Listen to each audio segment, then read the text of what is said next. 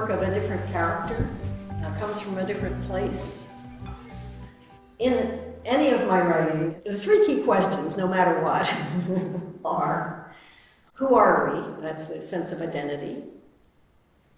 What are we here for? That's the sense of purpose. And who is our neighbor? That's the question of context.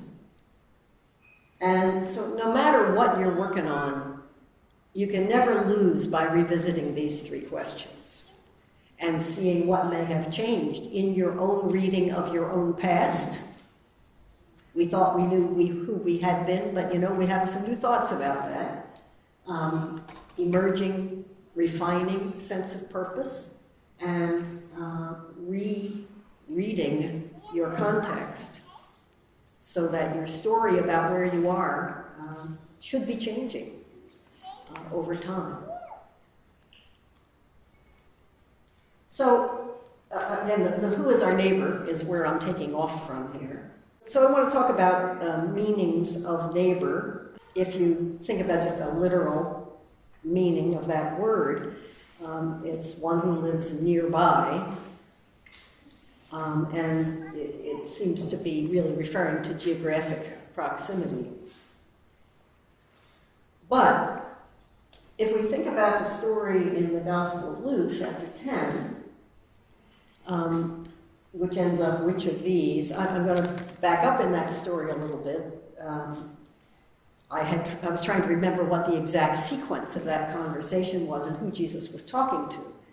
So he was talking to a lawyer who kind of wanted to have a good argument with Jesus, which he expected to win, I think. And so he said, "So what must I do to inherit eternal life?"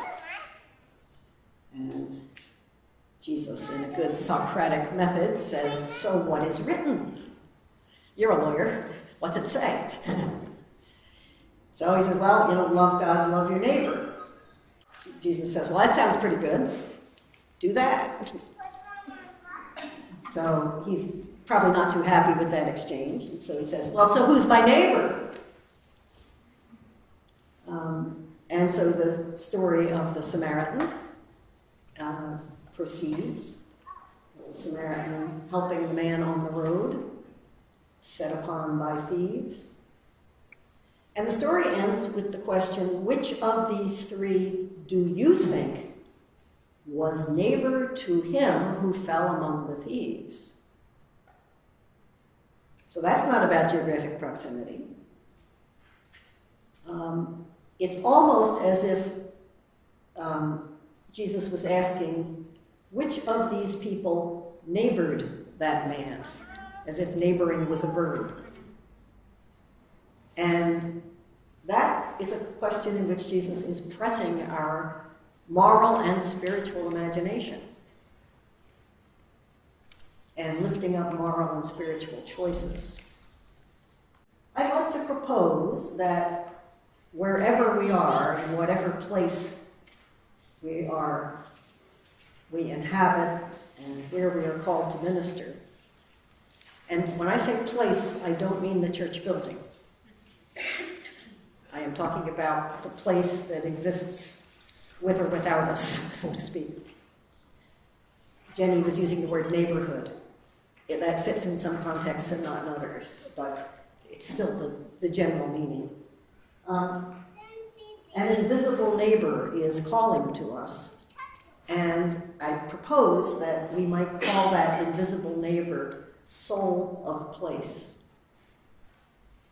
which requires imagining that the place itself has a distinctive character, an inner life, and both wounds and gifts. And that's the one thing I would change. If I could find a comparable stained glass window that showed that man in his giftedness instead of in his woundedness, and needing to be neighbor to him in both conditions. Perhaps with him being the minister of the healing oil in some other situation. Soul of place is a wholeness that encompasses the ecology, the topography, the built environment, people, and narrative, story. Now, more and more we're aware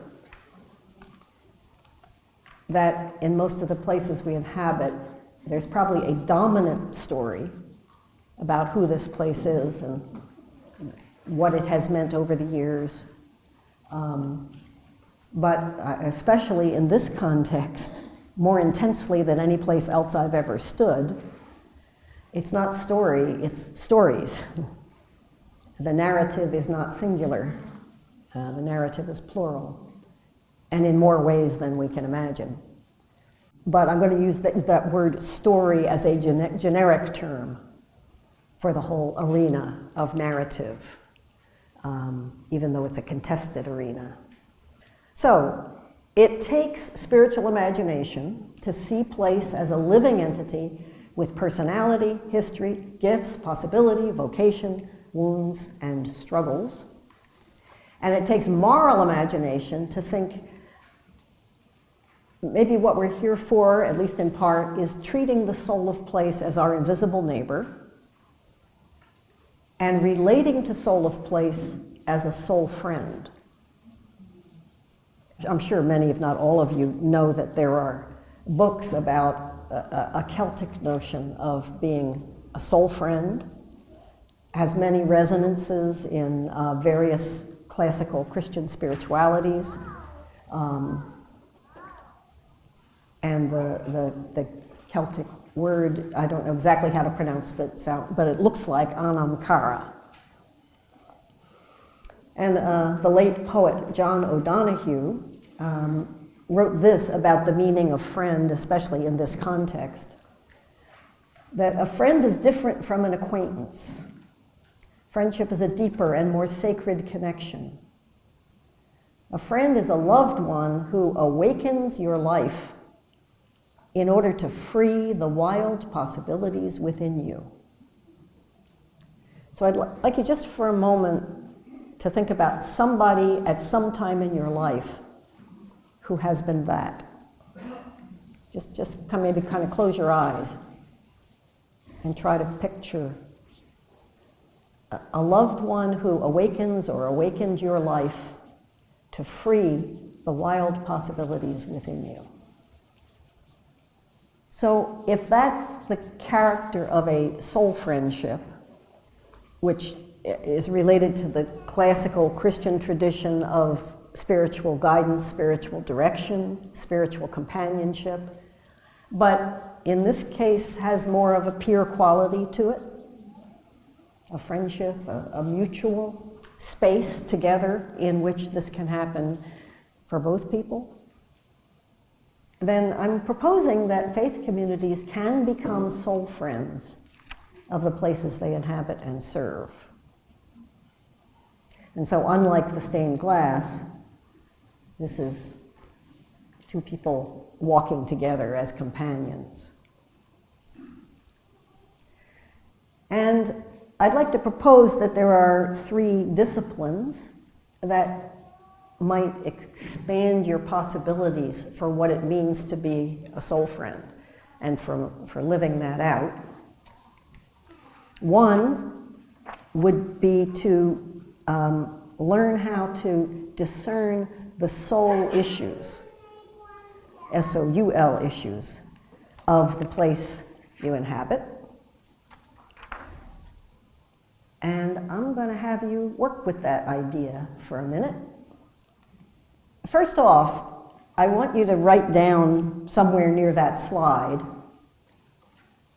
the name you give to the place where you live and minister. Now, this depends on how you see your world, and it depends on how your congregation is positioned in ministry. In an urban area, there are churches that are definitely neighborhood churches. That they really have a pretty well-defined scope of their ministry. This may be more true of the more parish-based liturgical traditions, Roman Catholic and Episcopal and Lutheran, but I have heard that there's a movement also in United Church and UCCs in the US to talk again about parish-based ministry. And part of the key to that, I mean, in the old-fashioned sense, there were literal boundaries. If you think about, the Anglican system in Great Britain, in England, once a year they walked around, they beat the bounds, they walked around the boundaries to remind themselves, which turf kind of belonged to us. And it's not that you want rigid boundaries about where people have to come from, but you do want a concept of what's at the center and how wide a scope a congregation is going to try to take on, and especially a small congregation. You can't do everything. And congregations that have a much wider regional scope are usually larger congregations that can have larger staffs, more extensive programming, they can advertise, they can draw from a wide area. And smaller congregations often need to be a little more specific about their primary focus of their local ministries. So I want you, it might be the name of a town, it might be the name of a wider area, it might be the name of a more specific neighborhood. I don't know how that'll work for you, but write down the name of something that identifies how you imagine the geographical primary scope of your congregation's ministry.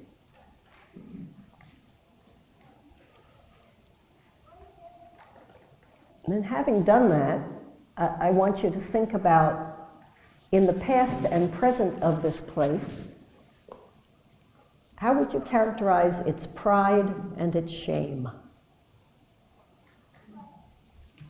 You could write volumes, of course, but just pick out a thing or two that come to mind. Now again, I'm talking about the place, not the congregation. In my city of Haverhill, Massachusetts, there's a statue of a woman who was kidnapped by a Native American band that was allied with the French, and they were fighting with the English. And she was captured and carried upriver. Her child was killed, is how the story goes. And there's a statue of her with a hatchet in her hand because one night she escaped by killing and scalping the actually family of Native Americans that were guarding her on an island on the Merrimack River. For some, that's the pride of our city, and others look at that and see the shame because her narrative was hijacked by Cotton Mather, sort of a UCC ancestor in the States, to express the innocence of white violence against Native Americans by using the epitome of innocent violence, a woman. Since women couldn't be moral agents, of course it had to be innocent. So I see that as the shame. Others would hold that up as the pride of heroic survival. And in some ways it's both, but it's a very complicated story. So I don't know what that is for you. And then in terms of the future of the place, not the congregation, what would be the hope of that place and the fear that it faces?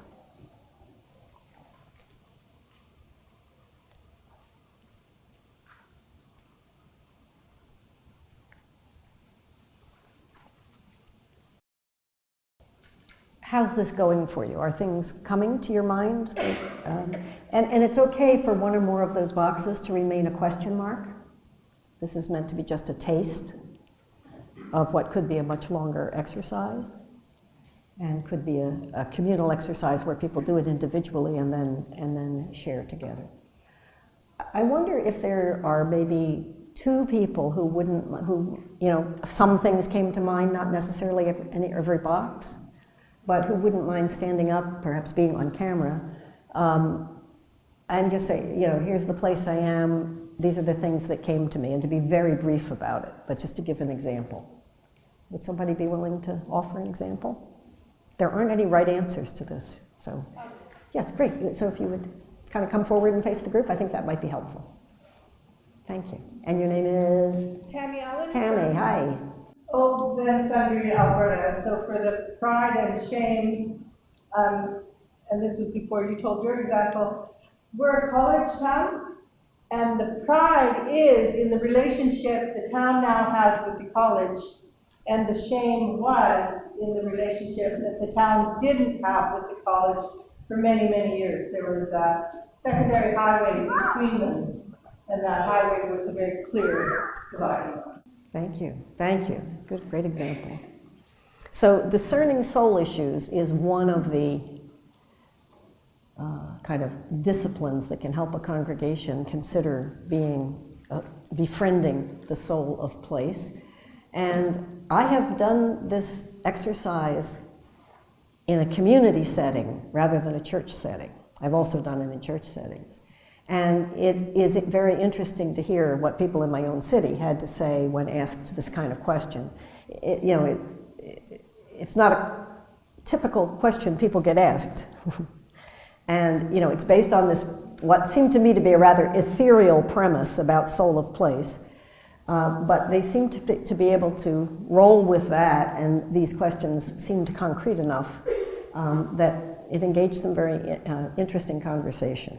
So you might keep that in your toolkit. And another discipline or exercise is reframing the congregation's narrative about its relationship to place, or perhaps becoming more conscious of it and exploring it more richly, might even be a better word than reframing.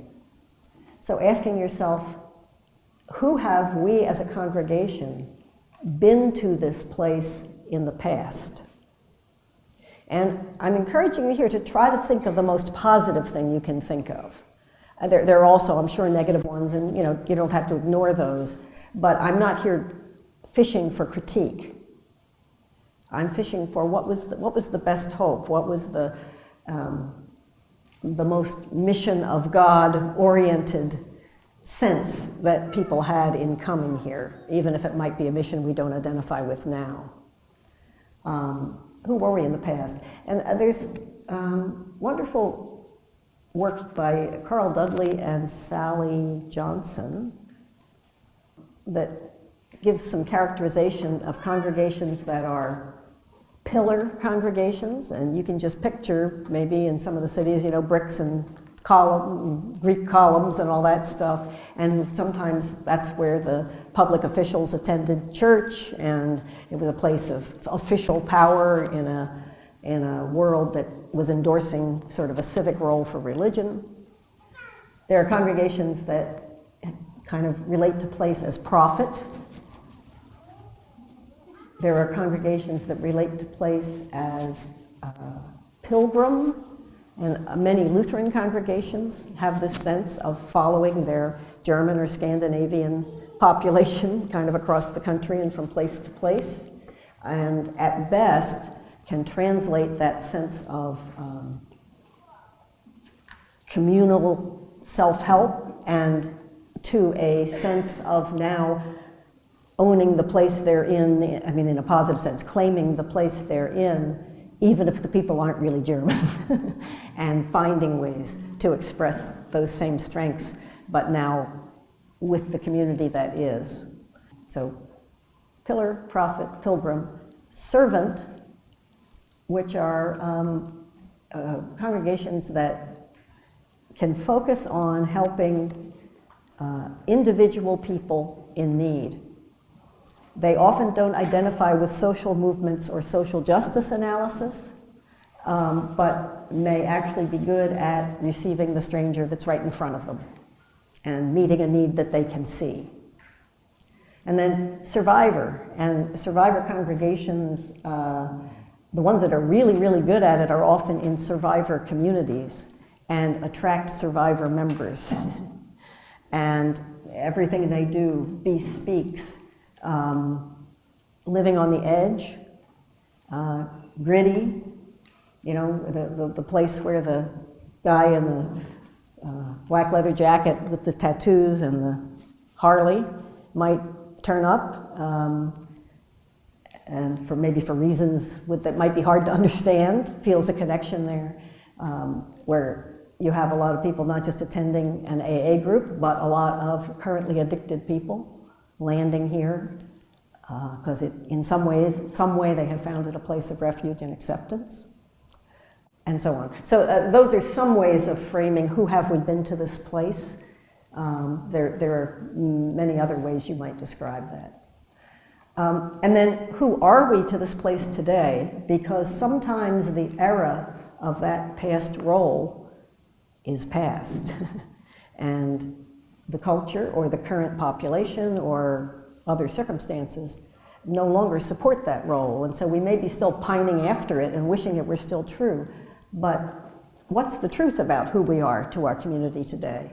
And so for that congregation in a college town, you know, there was a point at which the reality was we are divided from a major part of the identity of this community. We're allowing ourselves to be walled off from that. And then who are we called to be to this place as we step forward? And so perhaps crossing that divide was an answer that particular congregation had for itself. And I'm going to have you work with that framework a little bit in a little different way right at the end of this presentation. But it's another way of telling our history that focuses more on relationship with place, and helps people perhaps update their vocabulary and their imagination about relationship with place.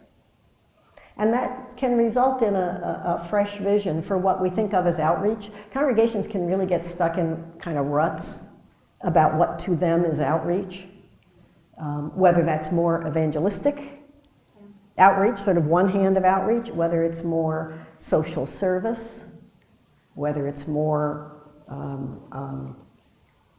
advocacy for justice. I mean, whatever it is, congregations can really kind of get in a rut and kind of treat that as a program, and sometimes it becomes the turf of 5 people who give out the outreach money. You know, it can devolve into something actually quite tiny. It may still be very important, and it may in fact be the right answer for today as well, but sometimes people don't have much fresh imagination about who could we be to this place today. So kind of redefining community ministry. If I were talking to synagogues, I'd be talking about tikkun olam. Healing the world is one of the ways that the Jewish community frames this same arena. There's a lot of possible expressions of a congregation that has done some of that discernment about the soul of place and begins to find a stance of soul friend, which I want to say is not a program. And this is not going to capture, this language is not going to capture the imagination of every congregation. I do understand that. I'm kind of offering it as leaven, and you know, we'll see if the starter takes. But befriending as a stance rather than a program, it requires spiritual imagination about this invisible neighbor, soul of place, and it requires moral imagination about what it means to relate to this place. And hopefully what comes out of, this is kind of redundant, deeper insights about community needs, unexpected ministries, and new partners that are discovered through dialogue.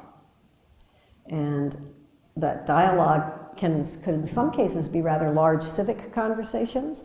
It could be one-on-ones where you're reaching out and connecting to people in your community to learn about it.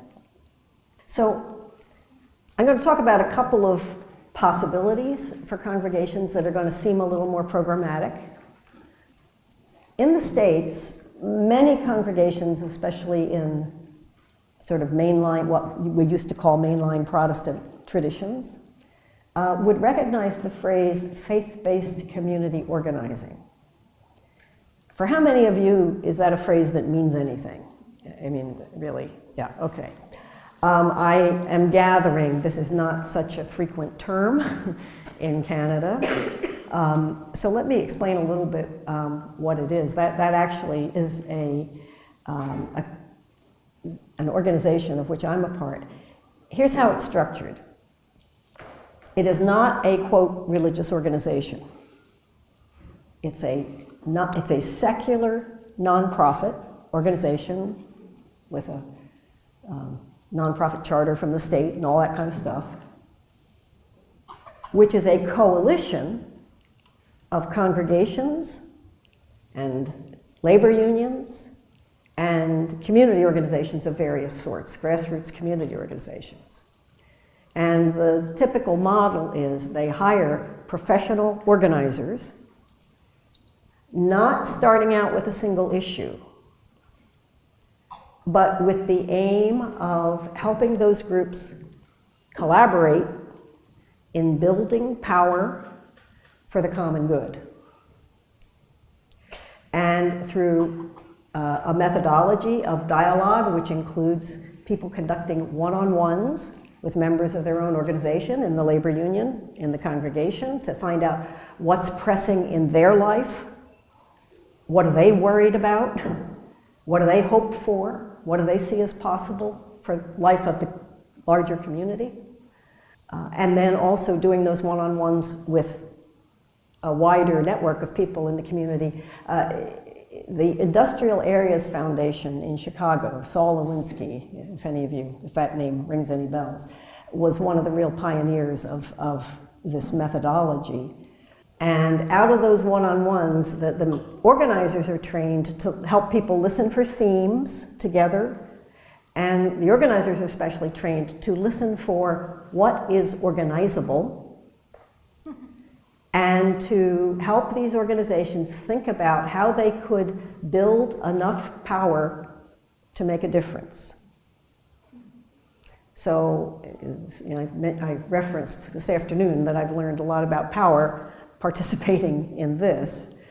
That's a picture of Merrimack Valley Project, of which my little congregation is a member, showing up at the State House for hearings about whether undocumented persons can get a driver's license so that they can actually, take their children to school, they can have a job where they have to drive to, without constant fear of being deported simply because they went through a red light or their tail light was out in their car, and they get pulled over and asked for documentation and so forth. Recent outcomes of that faith-based community organizing in our region. We were part of a much larger coalition to get a $15 minimum wage in Massachusetts. We were a voice, not the only one, but a voice for the victims. I don't know if the news made it up here. The next city over, Lawrence, Massachusetts, kind of blew up because a gas line exploded. And hundreds and hundreds and hundreds of households were displaced.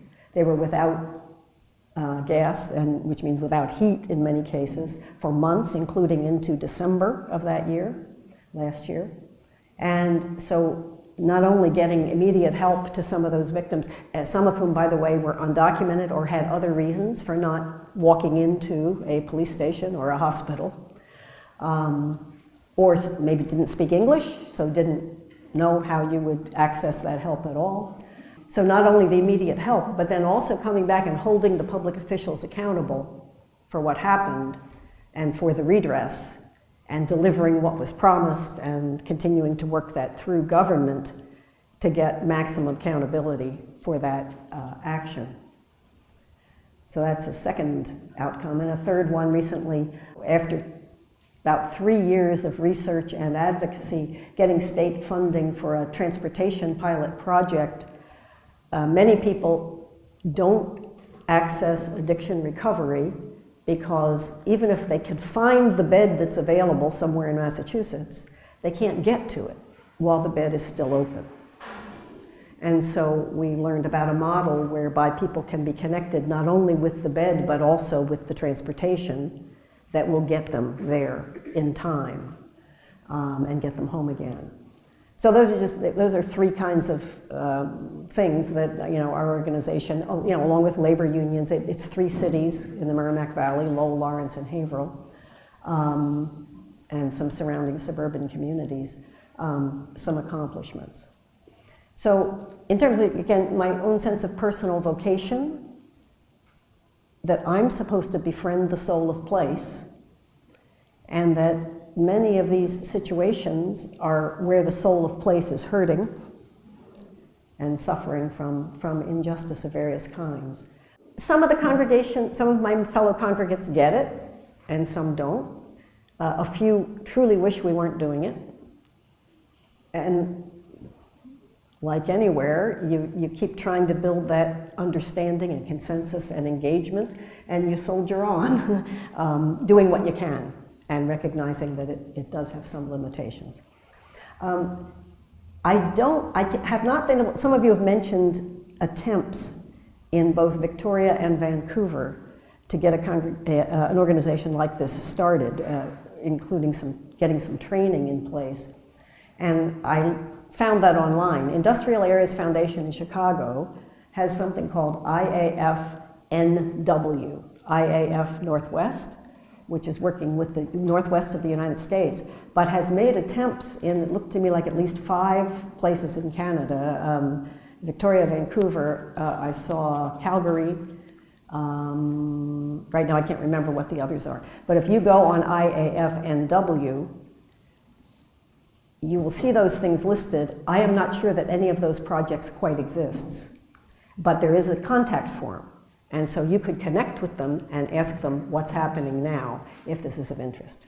I just Googled it, Calgary Alliance for the Common Good, and it is still going. That is going, okay. The other ones, when I went to their websites, there was nothing there, had been nothing there for like 5 years kind of thing. But okay, Calgary Alliance for the Common Good is one example. So it does exist in Canada, it's not so well known, and there are several networks, but IAF seems to be the network that's really trying to extend its reach into Canada.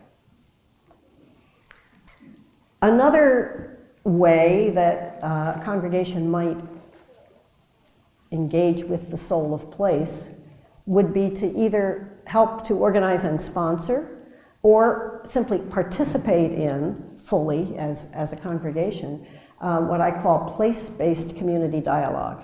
That this community organizing does not start with the issue. It starts with the relationship building, leadership development, and building power. And then applying that to the burning community issues that the people themselves lift up from their one-to-one relationship building. Place-based community dialogue is a dialogue that does not start with an issue. A civic dialogue that does not start with an issue. It starts with what we have in common is this place. And what you see there is a World Cafe. Now, I know that has been used in particular ways within your church life here in BC, in the United Church. This is a community application of World Cafe. And it doesn't always start with such a focused question. So I'm part of another civic group. This was another part of my trying to connect with my place, called Team Haverhill. At a certain point, we kind of wanted to reach out a little bit. And this is an organization, all volunteer, no staff, no office, 30 active people, and then some of whom have very big imaginations for what could and should be done. And we have taken on these improbably large projects and have been improbably successful with some of them. But annually, in my city of 60,000, we invite people to an event called Possible Dreams, where we just get people thinking about, what's good about what's happening now, what would you like to see happening next? And particularly, are there some things that could happen if those of us in the room could collaborate and move them forward? Having learned the World Cafe method, I've been the facilitator of that for 11 years now. Each year is different. It doesn't always seem wildly productive of big results in the community, although people love meeting their neighbors in this, it's kind of a neutral space. It's not owned by any institution in the community. It's not controlled by the political structure of the city. It's meant to be an open civic space. We rent a room from the community college. And here are a few things that did come out of this over the 11 years. Early on, people said, gosh, our farmers market that used to be a pretty thriving thing is down to 2 trucks. Because the farmers themselves don't have the energy to organize the market. They're busy producing the food and bringing it to market. So some volunteers got organized, and we haven't, it has grown every single year, but a thriving market with 20-some vendors and new things happening every year, live music, a children's activity tent. It's really a going thing, and it's really part of now a formal city redevelopment of one of the streets downtown. We've moved the market into a space that's going to help empower that development. But it has been really volunteer organized and guided for all of this time. And that came out of Possible Dreams one year. Another year, people were fretting about the fact that we did such a pathetic job with recycling.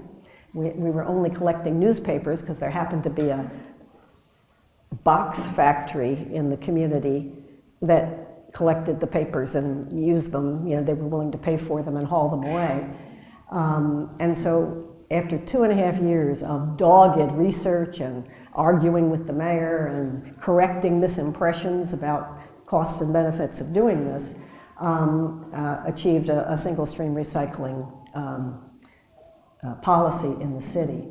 Now, of course, that is now all very complex again because China doesn't want to buy our single stream recycling anymore. But it was the right thing to do. And it gave people, this sense of a kind of building power that this is a group that could make a difference in a city of 60,000 if there was determination and intelligence and relationship building and research and so forth over time. And then another year, we have a river that runs right through the middle of our city, but like most industrial cities of the 19th century, the city turned its back on the river and used it as a sewer. And like many other cities, is realizing that the river is at the heart of revitalization possibilities. And so we just actually put on the 9th or 10th River Ruckus festival. With many thousands of people coming to our city for this really high quality and free and family-friendly music event, music and many other things. Those are just some things that were able to happen. Now, this was a civic group sponsoring this community dialogue, but there's no reason that perhaps at a more modest level, a congregation, a group of congregations, maybe a congregation with a grassroots community group. You have the knowledge of World Cafe because you've experienced that. And so with some other organizations that have credibility in the community, you might be able to help sponsor, or if sponsorship is too forward in the Canadian context, others could sponsor it, but maybe you could host it. Maybe you could produce the meals for it. Maybe you could produce some of the table hosts and facilitators for it, just as citizens, with no religious agenda. There'd be many ways that this knowledge you have of convening powerful conversations might be useful in the community where you are. So I would encourage you to think about place-based community dialogue as another kind of role that a congregation might help play. Another powerful connection with soul of place is what happens with public art and public spaces. This is the Team Haverhill Civic Group. After doing quite a number of downtown murals of a much smaller scale, hired a wonderful artist from Philadelphia who doesn't just do the art, she does a community discernment process, really, of engaging people, talking about what are powerful themes, what are powerful memories, people and symbols and things that might in some way represent the soul of the city. And so that is a 4-story mural. You can see the wall that it went on. The wall was actually the inspiration, with a lot of downtown redevelopment going on. One of the major access routes into the city saw that for quite a number of years. And again, a few people got that bug. We need to do something about that wall. And it involved raising over $100,000 by the time it was over. And if anybody had told me that at the beginning, I just would have fainted and quit. I mean, it grew and grew and grew as it went along, but so did community support for it. And this particular artist named Meg Seligman has a method not only for engaging the community in dialogue about what's important about the life, the inner life, the identity of this city, which I think of as soul of place, but also for creating paint-by-numbers panels on canvas so that community members of all ages actually painted parts of that mural. And then they went back to her art studio in Philadelphia where the professional artists finished it, fixed it up, and then they came back and they had developed a very innovative method for applying this panel, these different panels to the wall. And so probably half to 2/3 of that wall is panels that have been applied, and then the rest, the artist came with lifts and painted it on. In its very earliest colonial days, Haverhill was a shipbuilding center, so the chandelier is a ship. I don't know if any of you have ever worn Stuart Weitzman shoes. Haverhill, at one point in its history in the early 20th century, shipped more shoes around the world than almost any other city. The shoe designer that seems to have designed many crystal-studded heels for actresses when they go to the awards nights, they're often Stuart Weitzman shoes. Well, he grew up in one of the shoe shops. His father had a shoe shop in Haverhill, and he actually made a donation to the mural. And various other figures, and actually the woman in the front is a wonderful African-American woman named Kay, a longtime educator, and so she kind of represents the guiding figure for the future, a little girl. And so in a city that had declined for 50 years, a process like this where people in a positive, imaginative, artist-led way were exploring the soul of place, it really has been just a very powerful community building activity. Now again, an individual congregation is probably not going to do this, but to be part of an exploration of place that might lead to the creation of a piece of art, that could be done at a much smaller scale and could be very powerful in itself. So thinking about public art, public spaces as another way that a congregation or another kind of civic group can minister to the soul of place. So it's not about the project, it's about the disciplines, the discernment, the spiritual imagination, and perhaps new understandings of ourselves and our places. It's the evening of a long day, and you've hung with me through some material that's not quite as packaged and cut and dry as some of the other material of the day. So I appreciate your engagement with that and your attention to it. So.